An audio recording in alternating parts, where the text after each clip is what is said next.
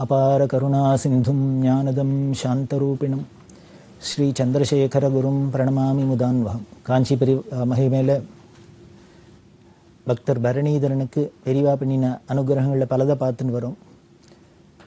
அவருக்கு சொந்த வாழ்க்கையில் பண்ணினதாக இருக்கட்டும், மற்ற நிகழ்ச்சிகள்லாம் இருக்கட்டும், அதை விட இந்த பரணிதரன் மூலியமாக அவருக்கு அனுகிரகம் பண்ணினத்தோடு இல்லாத அந்த அனுகிரகத்தினால உலகத்துக்கே ஒரு பெரிய அனுகிரகமாக பயனுள்ளதாக பெரிவா பண்ணினது தான் நமக்கு ரொம்ப முக்கியம்.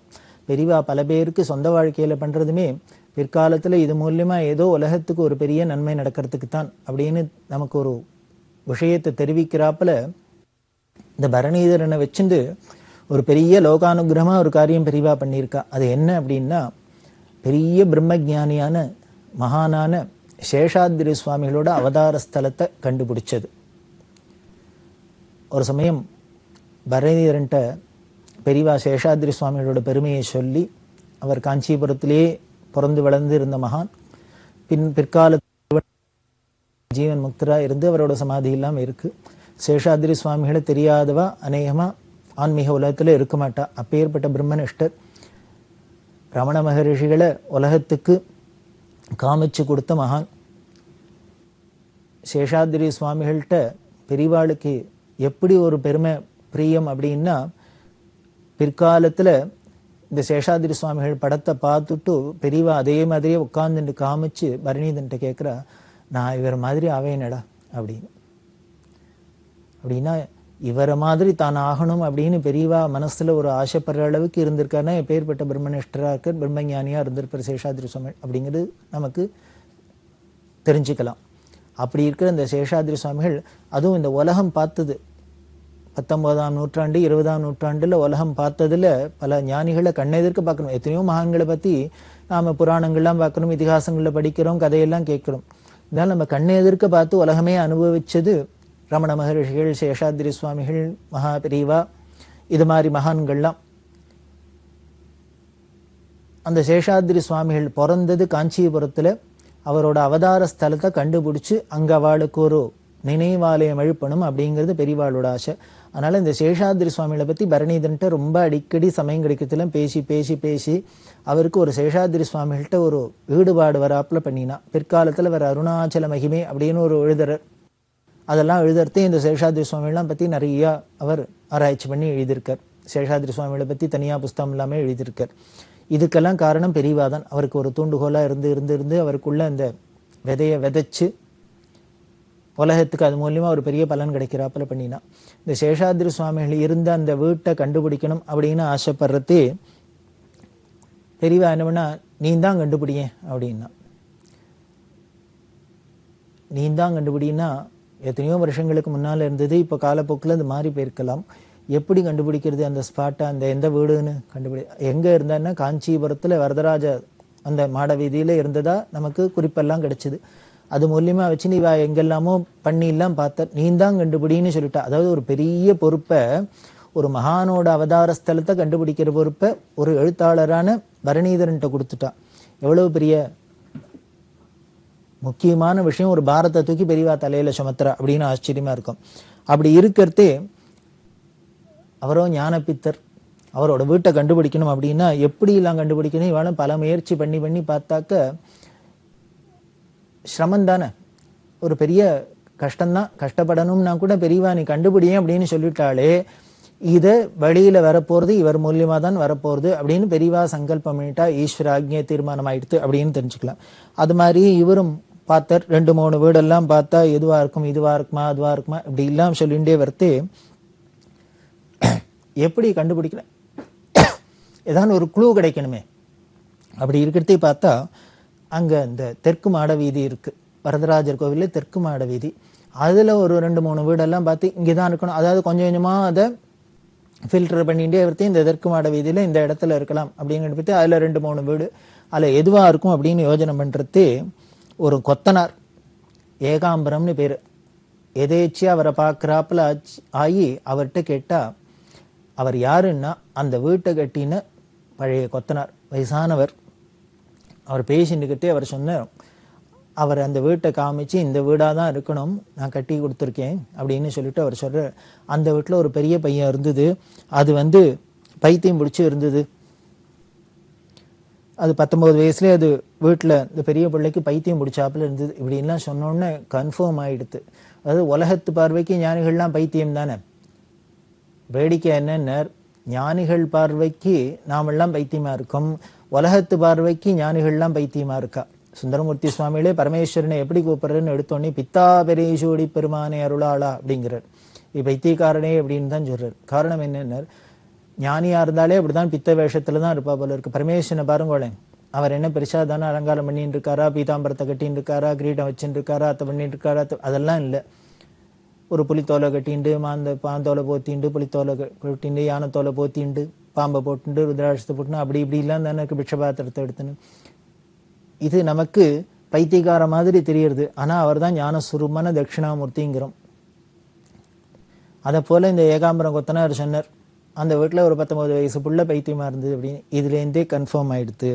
அதுக்கப்புறம் பெரியவா அதை கன்ஃபார்ம் பண்ணி ஒரு வழியா, அதாவது நம்மளை முதல்ல முயற்சி பண்ண விட்டுட்டு அதுக்கப்புறம் என்ன பண்ணுவான்னு அதை கடைசியில் கன்ஃபார்ம் பண்ணுவா.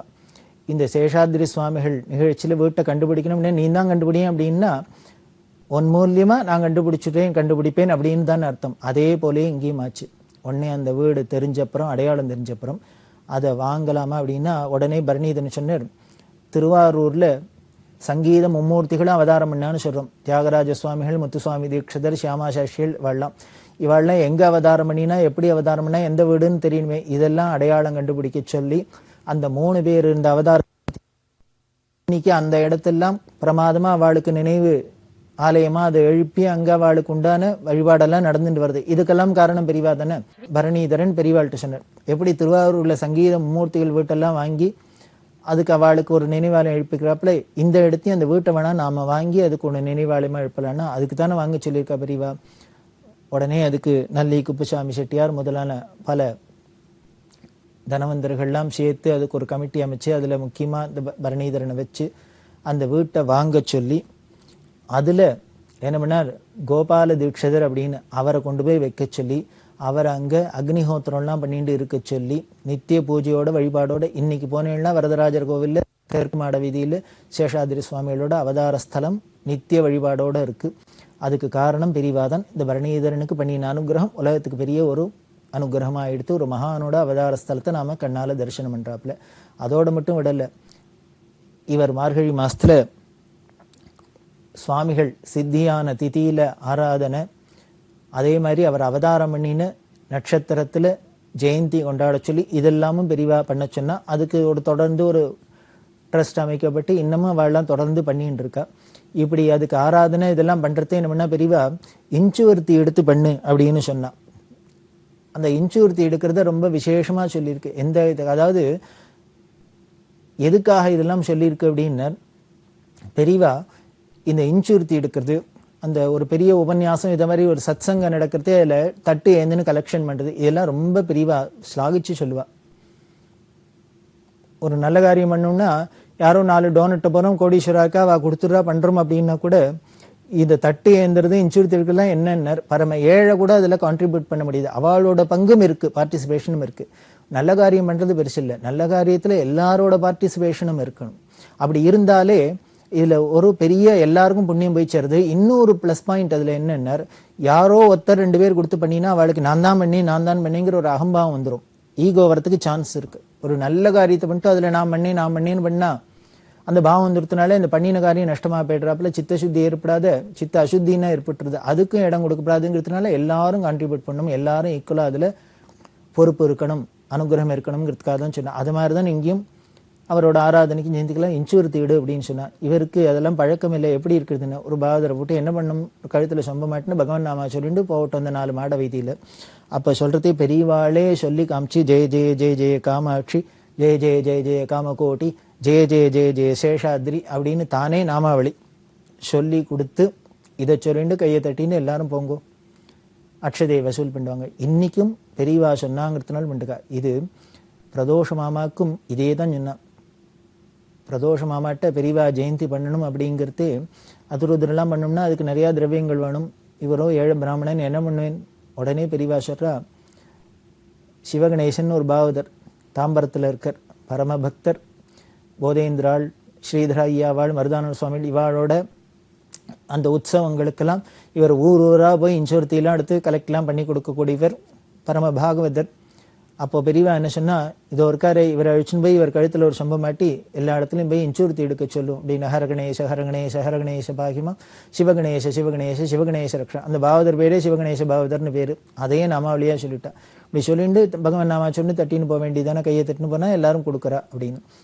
இதெல்லாம் எதுக்கு சொன்னேன், பெரியவாளுக்கு இந்த இன்சூர்த்தி எடுத்து ஒரு கைங்கரியம் பண்றதுல, நல்ல காரியம் பண்றதுல அவ்வளவு பிரியம். அதே மாதிரி தான் இங்க சேஷாத்ரி சுவாமிகளுக்கும் ஜெய ஜெய ஜெய ஜெய காமாட்சி, ஜெய ஜெய ஜெய காமகோட்டி, ஜெய ஜெய ஜெய ஜெய சேஷாத்ரின்னு சொல்லிட்டு பகவான் நாமா சொல்லிட்டு போயிட்டு வாங்கோ அப்படின்னு சொல்லி அதுக்கப்புறம் ஆராதனை உற்சவம்லாம் நடக்கிறது. அதே வீட்லேயே இந்த கோபால தீட்சிதர் இருந்து அவர் அக்னிஹோத்திரங்கள்லாம் பண்ணி யாகங்கள்லாம் பண்ணி அப்படி ஒரு பெரிய சிஷ்டராக இருந்திருக்காரு. அதுக்கப்புறம் ஏகாம்பரம்னு ஒரு பக்தர், அவர் இப்போ பார்த்துட்டு இருக்கிற அந்த இடத்த பூஜையெல்லாம் பண்ணிட்டு, இப்படி ஒரு பரணீதனுக்கு தனி வாழ்க்கையில் அவருக்கு பண்ண அனுகிரகம் இருக்கட்டும், அது அவருக்கு பிரயோஜனம். ஆனால் இப்படி ஒரு சேஷாத்ரி சுவாமியோட அவதார ஸ்தலத்தை கண்டுபிடிக்கிறதுக்கு காரணமாயிருந்து பண்ணினது உலகத்துக்கு லோக அனுகிரகம். இது பெரியவாளோட அனுகிரகத்துல நமக்கு கிடைச்ச லாபம்.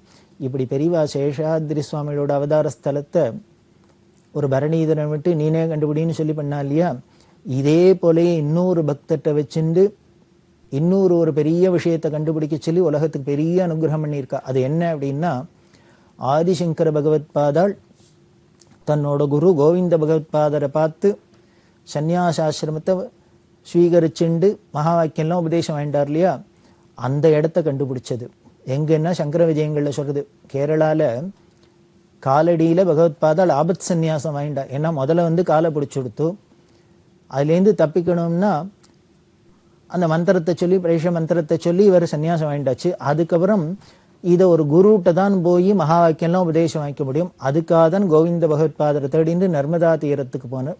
அந்த நர்மதா நதிக்கரையில கோவிந்த பகவத் பாதர் காத்துண்டே இருக்கார். ஏன்னா அவ குரு சொல்லியிருக்கார், நீ இந்த இடத்துல போய் குகையில இரு, பிற்காலத்துல உனக்கு ஒரு சிஷ்யர் ஒருவர் அவருக்கு உபதேசம் பண்ணணும் அப்படின்னு. அதுக்காக அவர் காத்துன்னு இருக்கார். அப்படி பகவத் பாதாள் கேரளாலேருந்து நர்மதா நதிக்கரைக்கு போனா. நர்மதா நதிக்கரையில போய் கோவிந்த பகவத் பாதரை ஒரு குகையில பார்த்தா ஒரே நர்மத பிரவாகமா இருந்தது. அந்த பிரவாகத்தெல்லாம் தன்னோட கமண்டலத்துல அடக்கினர் அப்படின்லாம் சங்கர விஜயங்கள்ல நாம பார்க்கிறோம். சரி, காலடியில பகவத் பாதாள் எங்க பிறந்தா என்னங்கிற இடம் உலகத்துக்கு தெரியறாப்புல ஆயிருக்கு. அதே மாதிரி கோவிந்த பகவத் பாதாளை எந்த இடத்துல சங்கர பகவத் பாதாள் பார்த்தா அந்த இடத்துல தானே அவளுக்கு மகா வாக்கிய உபதேசம்லாம் ஆகி சன்னியாசாஸ்திரம் கொடுக்கப்பட்டிருக்கு. அதனால அதுவும் ஒரு அவதார ஸ்தலம் தானே. சன்னியாசம் ஆயிண்டாலே அந்த இடம், அந்த ஜென்மாவே புனர்ஜென்மான்னு சொல்ல இல்லையோ, அந்த இடமும் நமக்கு முக்கியமோ இல்லையோ. சங்கரரா அவதாரம் பண்ணின ஸ்தலம் அது எங்கன்னு தெரியணும் அப்படிங்கிறதுக்காக என்ன பண்ணா, மத்திய பிரதேசத்துல ஜபல்பூர் அப்படிங்கிற இடம், அதுல நாகராஜ சர்மா அப்படின்னு ஒரு பக்தர், பெரியவாள்கிட்ட மகாபக்தர். அவர் பெரியவாளை அப்பப்போ தரிசனம் பண்ணிண்டு, அவர் ஒரு எழுத்தாளர், கதையெல்லாம் எழுதுறவர், எல்லாம் பெரிய விஷயங்கள்லாம் எழுதுறவர், ஆன்மீகமான பல விஷயங்கள்லாம் உலகத்துக்கு அரிய பொக்கிஷங்கள்லாம் கொடுக்கிறவர். அப்படி அவர் தரிசனம் பண்றதே அவருக்கு ஒரு ஆசை. இந்த பெரியவா நர்மதா கரையில பகவத் பாதாள் கோவிந்த பகவத் பாத தரிசனம் பண்ணா சன்னியாசம், அதுல அங்க மகா வாக்கியம் உபதேசம் வேண்டான்னு சொல்றா. அது எந்த இடம்னு கண்டுபிடிச்சு உலகத்துக்கு தெரியணும் அப்படிங்கிறதுனால என்ன பண்ணார், துவாரகா சங்கராச்சாரியார்ட்ட போய் சொன்னார், கண்டுபிடிச்சா தேவையில்லைன்னு. அவ என்ன சொன்னா, நீ ஒண்ணு பண்ணு, இப்படி எப்போ ஆயிரக்கணக்கான வருஷங்களுக்கு முன்னால் நடந்தெல்லாம் தெரிஞ்சு நம்ம அதை சரியா பண்ணணும்னா காஞ்சி மகாபரிவாள்கிட்ட போ, அவ தான் திரிகால ஞானி, அவள்கிட்ட போய் கேளு, அவ உனக்கு கைட் பண்ணுவா, அவளே சொல்லி கொடுப்பா, நீ அதுபடி பண்ணலாம் அப்படின்னு சொல்ல பெரியவாள்கிட்ட கேட்க, பெரியவா நீனே கண்டுபிடி அப்படின்னு விட்டா. போய் சுத்தி பாரு, கண்டுபிடிச்சுன்னு வான்னு. இப்படி ஒரு வருஷம் இல்லை, 2 வருஷம் இல்லை, 5-6 வருஷம் இவர் சுத்தி சுத்தி சுத்தி அப்பப்போ பெரியவாள்கிட்ட ரெஃபர் பண்ணுது. அங்கங்க பார்த்து எல்லாம் சொல்றது, பெரியவா இது இல்லை, அது இல்லை, இது இல்லை, இது இல்லை, இது இருக்காது, இதுக்கு மாதிரி சந்தேகத்தெல்லாம் கிளப்புவா. ஒரு தீர்மானத்துக்கே வர முடியாத இருந்தது. அப்புறம் கடைசியில ஒரு இடத்த கண்டுபிடிச்சா அந்த இடத்துலேருந்து பெரியவா சில குழு எல்லாம் கொடுக்குறா. அந்த குகைக்குள்ளேருந்தே நர்மதைக்கு போறாப்பெல்லாம் வழி இருந்திருக்கணும், அப்படி எல்லாம் என்ன அந்த சங்கர விஜயங்களை சொல்ற கதையை வச்சுன்னு இப்படி எல்லாம் இருக்கணும், அதுக்கு குழு எல்லாம் கொடுத்தா இந்த குழுக்கெல்லாம் டேலி ஆறாப்புல ஒரு இடத்த கண்டுபிடிச்சிட்டு பெரியவாள்கிட்ட சொன்னார். பெரியவா தேனம்பாக்கம்ங்கிற இடத்துல இருக்கா. பெரியவா வெயிட் பண்ணிட்டா. இவர் அதுக்குண்டான பேப்பர்ஸ் எல்லாம் தயார் பண்ணிட்டு போயிருக்கார். பெரியவா பார்த்துட்டு எல்லாத்தையும் பார்த்துட்டு, இதுவும் இல்லைன்னா என்ன பண்ணுவேன்னா, இவரோ 6-7 வருஷமா அலைஞ்சின்னு இருக்கார். இவருக்கும் ஒரு தீராத தாகமா இருக்கு, எப்படியும் கண்டுபிடிச்சிடணும்னு. அப்படி முயற்சியில இறங்கிவிட்டு அதுல சரியா வரலைன்னா எவ்வளவு ஏமாத்தம் இருக்கும், நமக்கு ஒரு வருத்தம் இருக்கும். அப்படி இருக்கிறதே இவர் தாபத்துல இருக்கிறதே பெரியவா இதையும் பார்த்துட்டு இதுவும் இல்லைன்னா என்ன பண்ணுவேன்னு உடனே இவருக்கு ஒரு மாதிரி கோபம் வந்துடுத்துன்னே சொல்லலாம். இதுவும் இல்லைன்னு பெரியவா சொன்னான்னாக்க ஆதிசங்கர பகவத்பாதா நர்மத கரையில கோவிந்த பகவத்பாதால பார்க்கலன்னே அர்த்தம் அப்படின்னு. பெரியவா சிரிச்சுன்னா அது எப்படி சொல்ற அப்படின்னு. இல்ல, பெரியவா சொல்லி நானும் இத்தனை வருஷமா எல்லா இடமும் நர்மத கரையில எல்லா இடத்துலயும் எல்லாம் பார்த்தாச்சு, ஒரு இடமும் பெரியவா சொல்றாப்புல டேலியால இது ஒண்ணுதான் பொருத்தமா இருக்கிறாப்புல தெரியுது. இதுவும் இல்லைன்னால் நாம ஒரு தீர்மானத்துக்கு வரலாம், இன்னுமே இதுக்கு மேல அங்க இடம் இல்லை, தீர்மானத்துக்கு வரலாம். என்னென்ன, நர்மத கரையில பகவத்பாதாள் கோவிந்த பகவத்பாதார பார்க்கலன்னு வேணா அர்த்தம், அப்படி வேணா வச்சுக்கலாம். இங்க எங்கேயான காவேரி கரையில தாமிரபரணி கரையில வாங்கிட்டு இருக்கலாமோ என்னமோ அப்படின்னு சொன்னா பெரியவா சிரிச்சுண்டே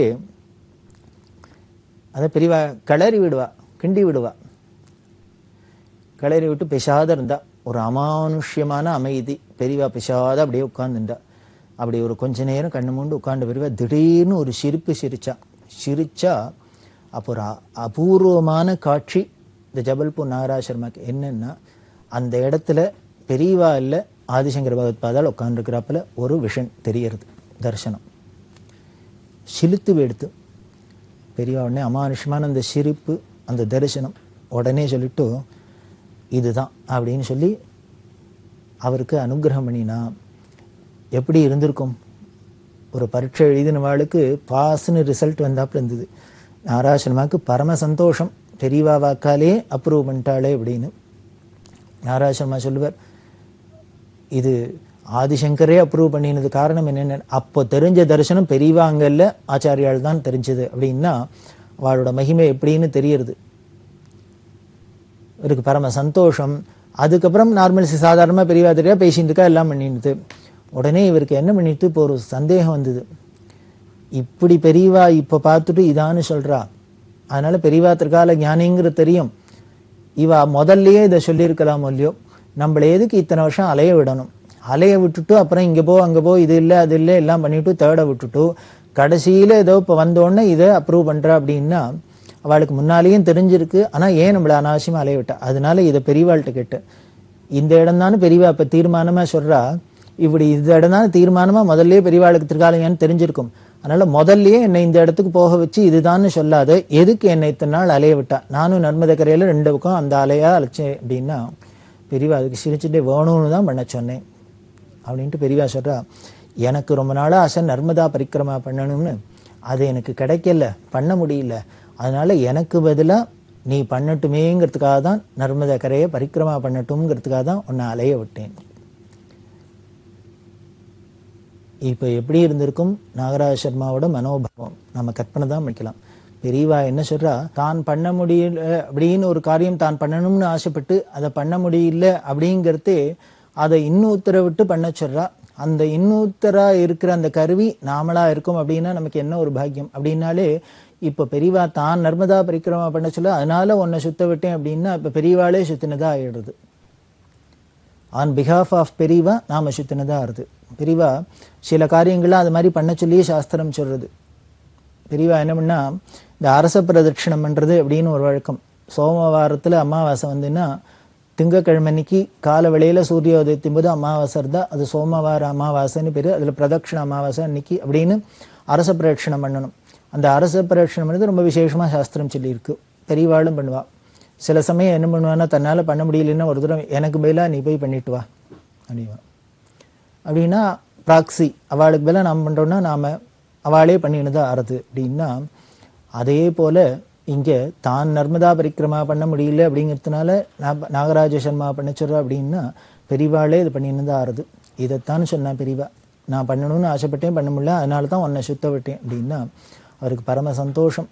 இப்போ ரெட்ட சந்தோஷம், பெரியவா நர்மதா பரிக்கிரமாவுக்கு பதிலாக நாம பண்ணினோம் அவளுக்காக அப்படின்னு ஒரு சந்தோஷம்.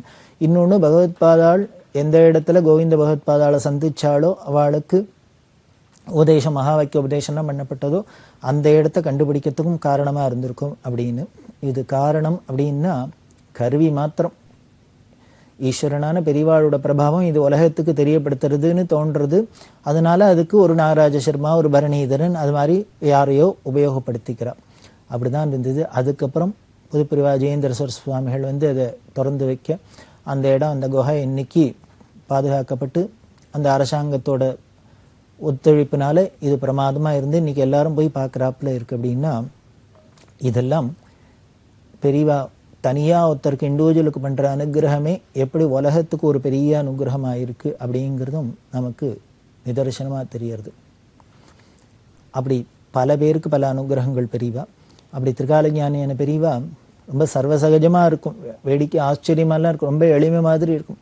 யாரோ ஒருத்தர் மடத்துக்கு பீரோ ஒன்று காணிக்க கொடுக்கணும் அப்படின்னு ஆசைப்பட்டு வாங்கி கொண்டு வச்சிருக்க. ஏன்னா மடத்துல அங்கங்க சாமான்லாம் வச்சிருக்கா, அதெல்லாம் வச்சுக்கிறதுக்கு ஒரு பாதுகாப்பா ஒரு இடம் வேணும் அப்படின்னு ஒரு பீரோ வாங்கி கொடுக்கணும் அப்படின்னு ஒரு மர பீரோ வாங்கி கொண்டு வந்து கொடுத்தா மேனேஜர் சொன்ன இது மாதிரி இது மாதிரி மடத்துக்கு ஒரு பீரோ டொனேட் பண்ணிக்க கொடுத்துருக்குற அப்படின்னு. பெரியவா பார்த்துட்டு எங்க வாங்கினது அப்படின்னு கேட்டா அவர்கிட்ட. அவர் இந்த மரேஸ் ஆக்ஷன் ஒன்று இருக்கு, அதாவது இந்த பழைய இதெல்லாம் ஏலம் சாமான்லாம் விற்கிற கடமை, அங்கங்க இருக்கிற சாமான்லாம் வாங்கிட்டு வந்து அதை ஏலத்துல கொடுக்கறது, இந்த மரேஸ் ஆக்ஷன்ல வாங்கினேன் அப்படின்னு. அப்போ வேண்டாம், இந்த பீரோ மடத்துக்கு வேண்டாம், திருப்பி கொடுத்துரும் அப்படின்னா. மேனேஜருக்கும் புரியல, கொடுத்தவருக்கும் புரியல. ஏன் என்ன மரேஸ் ஆக்ஷன்ல வாங்கினா ஏதோ மலுவா இருக்குன்னு வாங்கி கொடுத்துருக்காரு, நல்ல பீரோ அப்படின்னா. பெரியவா சொல்றா, இது யார் வீட்லயும் இருந்ததா இருக்கும், அது ஜப்தியில வந்ததெல்லாம் வெளியில வந்துடும், இந்த மாதிரி ஆக்ஷனுக்கு போயிடும். அவர் என்ன மனசோட அதை தாபத்தோட கொடுத்துருப்பறோ தெரியாது. ஏன்னா ஒரு கஷ்டப்படுறவா தான் இந்த இடத்துல ஒரு பழைய சாமான்லாம் வாங்குறதே அதுல ரொம்ப ஜாகிரதையா இருக்கணுங்கிறதுக்கு இதெல்லாம் நமக்கு ஒரு பாடமா பெரியவா சொல்றா.